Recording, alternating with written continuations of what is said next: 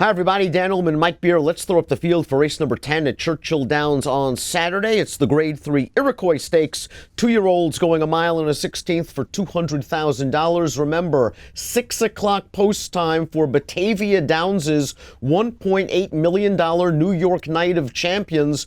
This Saturday night, you can watch all of the stakes-filled action live with DRF Harness Live, and you can wager on Batavia Downs through DRF Bets. We're going to talk about this field in post-position order, Mike, and I want to start things off with the number 1, Zyramid. This is a son of City Zip, who's stretching out after 3 lifetime starts.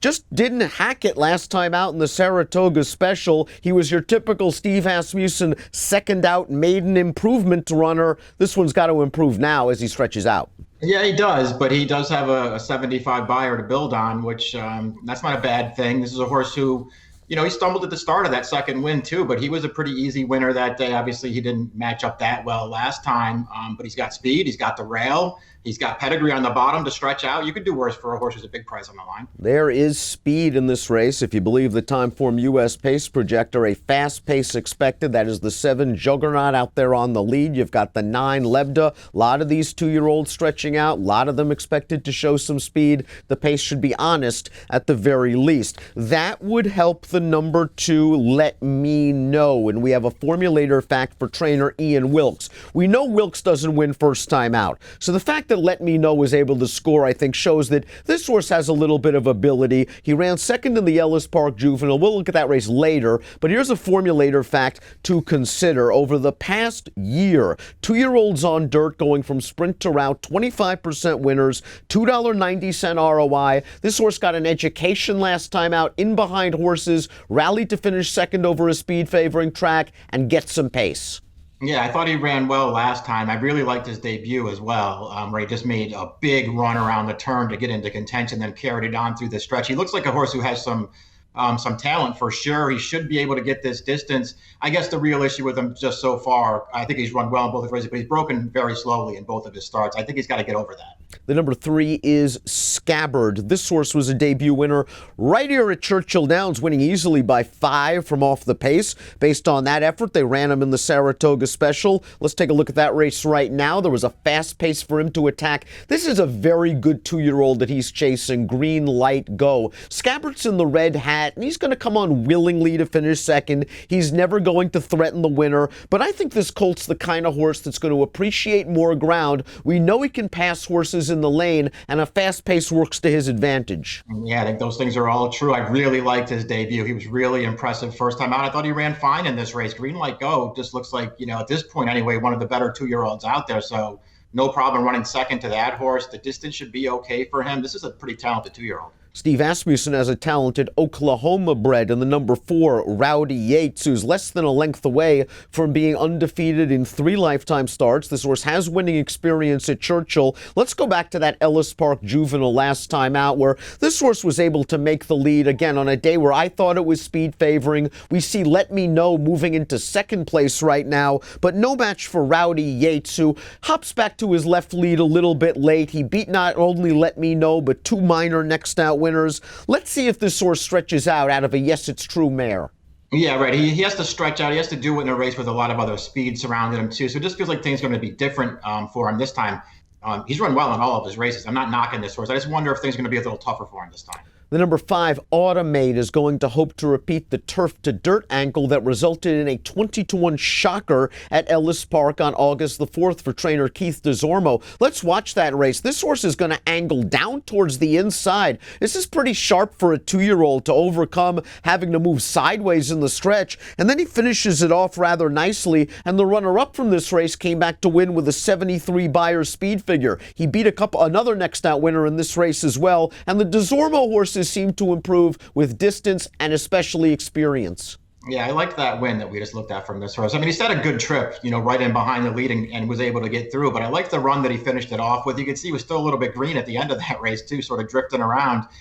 He's pretty good. He's got to improve to beat this field, but he's clearly not a turf horse. Getting back to dirt has to help him. Number 6, Flute Maker improved second time out for trainer Kenny McPeek. We're going to watch that race right now. This race was a race that was washed off the turf, and Flute Maker just appreciated this sealed, sloppy track. He is on the lead, and he is just going to widen from here to win by almost 12 lengths, geared down under the wire. I like that he has a win at 7 furlongs. I think that gives him bottom as he goes a mile and a 16th for McPeek. Jose Ortiz comes down to Churchill Downs to ride, and we've got a formulator fact for McPeek, not only for Flute Maker, but for his other entrant, January 1. Past 5 years, 2-year-old last out maiden winners on dirt, 28% winners, 11 for 39, $3.60 ROI. Now Flute Maker has to do it on dry land. I think this horse is a little interesting because his debut came on faster, and while he didn't threaten in that race, it just looked like a horse who really needed that start, and he obviously took a big step forward. Last time I realized he was beating a bunch of turf horses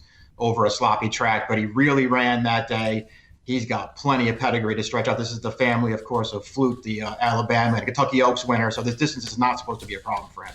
Let's take a look at Juggernaut's last race. Very impressive debut for DeZormo. Again, a trainer that doesn't win usually first time out. Perhaps the reason why this horse was 26-1. He went right to the front, showed them his heels throughout, got a 77 buyer, a rock-solid number. You saw the pace projector. Timeform US believes he is the speed of the speed. This is a big ask second out, though, stretching out 3 furlongs against some good 2-year-olds. Yeah, it is a big ask.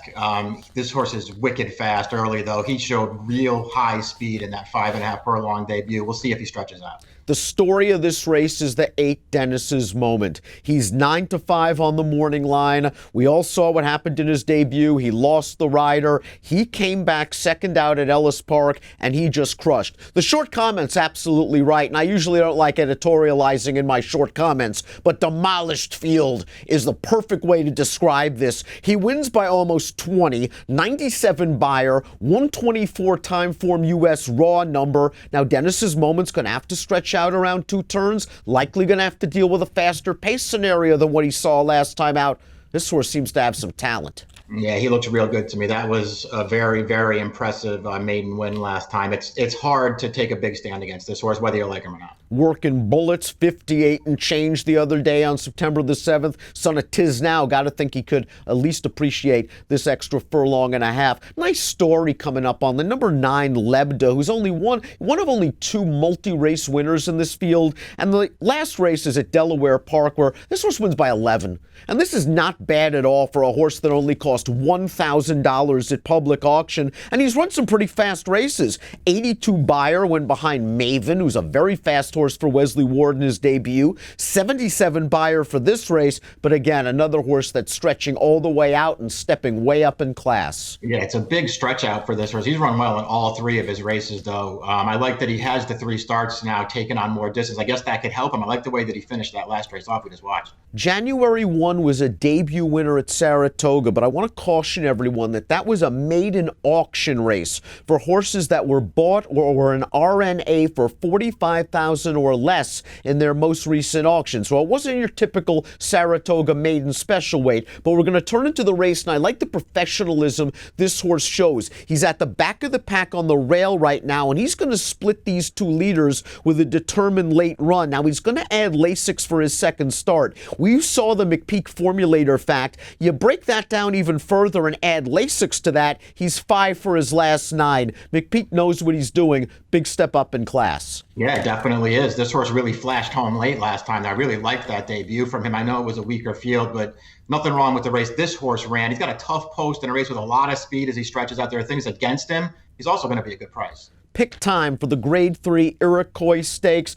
Hard to be so against Deniss Moment based on what we saw last time out, but he's going to be a short price, trying 2 turns for the first time. I think Let Me Know is going to get the right setup. I like this inside post, but as you mentioned, he's got a break. I went 284. Yeah, I went 286, and I'm with you. I'm not really against Deniss Moment, but things will be different for him here in a race with a ton of speed. He's not just going to walk on the lead this time. It's still hard to have a lot of confidence to play against him, though. Grade 3 Iroquois Stakes could be a very important prep for this year's Breeders' Cup Juvenile. Race 10 at Churchill on Saturday. Approximate post time, 5:26 Eastern. Good luck.